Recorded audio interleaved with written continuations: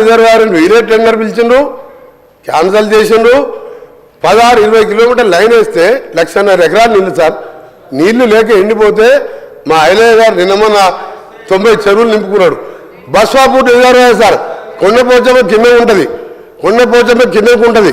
వీళ్ళకి తెలియాలని చెప్తున్నారు. ఆఫీసర్లు మిస్గైడ్ చేసిందా వీళ్లకు తప్పుడు ఆ నుంచి సార్ బస్వాపూర్ నుంచి భువనగిరి కాన్స్టిట్యూన్సీలో మేము ఏదైతే సార్ నేను సబ్జెక్ట్ డిబేట్ అయితే నేను ఓన్లీ రైతుల గురించి మాట్లాడుతున్నా. వాళ్ళు ఒకప్పుడు తెలంగాణ ఎట్లుందో లేడు సార్. మా గౌరవ సభ్యులు కేటీఆర్ గారు ఒకప్పుడు తెలంగాణ ఎప్పుడుంది, తెలంగాణ వచ్చినాక ఎట్లుందంటే తెలంగాణ వచ్చినాక మొత్తంగా నష్టపోయింది మొట్టమొదట నల్గొండ జిల్లా సార్. జగన్మోహన్ రెడ్డి గారితో ఒప్పందం పెట్టి నువ్వు పోతిరెడ్డిపాడు తీసుకోపో, రాయలసీమ లిఫ్ట్ ఇరిగేషన్ తీసుకోపో అని చెప్తే 2 పంటలకు డ్రై క్రాప్ హాలిడే ఇచ్చిన అధ్యక్ష, అది పోయింది. మల్లన్న సాగర్ 50 టీఎంసీ ఉండి కిందికి ఇస్తే మా భువనగిరి ఆలేరు చిట్యాల వరకు అలైన్మెంట్ చేసాను, దాన్ని టేకప్ చేయలే. మీ నల్గొండలో తెలంగాణలో ఉన్నవా లేదా నాకు ఇప్పుడు ఇంకొకటి చివరిగా సార్ నేను ఎందుకు చెప్తున్నానంటే కరెంటు విషయంలో ఉచిత కరెంటు విషయంలో భారతదేశంలో ఆ హక్కు చెప్పే ధైర్యంగా ఆ పెటెంట్ ఎవరిదంటే కాంగ్రెస్ పార్టీ దాన్ని ముమ్మాటిగా చెప్తున్నా అధ్యక్షది.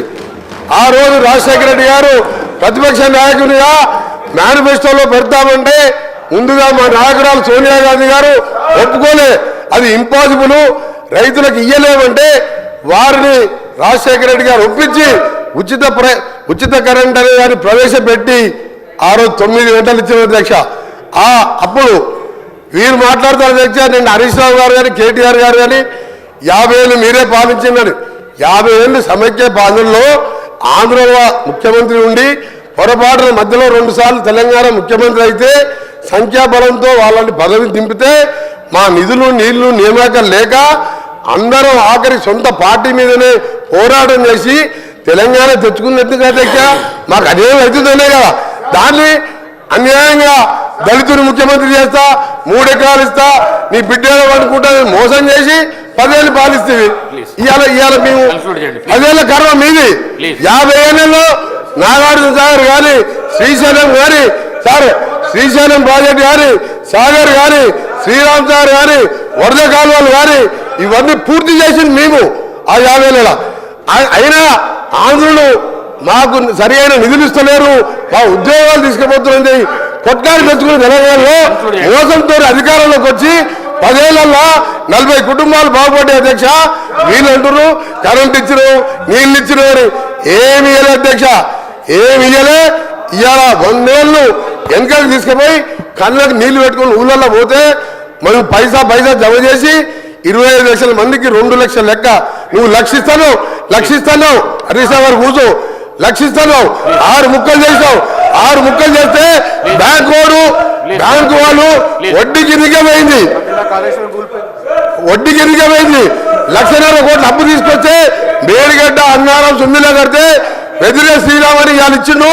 రేపో మాపో అవి కూడా కూలిపోతాయని చెప్పిండు. ఏం చేసావు? కూలిపోయే ప్రాజెక్టు కట్టావు, మొత్తం మోసం చేసినావు, మీ కుటుంబాలు బాగుపడ్డాయి. పోదాంపా తెలంగాణకి ఏమిటికి వస్తుందో 50,000 కోట్లు అధ్యక్ష, 50,000 కోట్లు మిషన్ దగ్గర ఇంటిని నల్లా నీళ్ళు ఇవ్వకపోతే ఓట్లు అడగలను.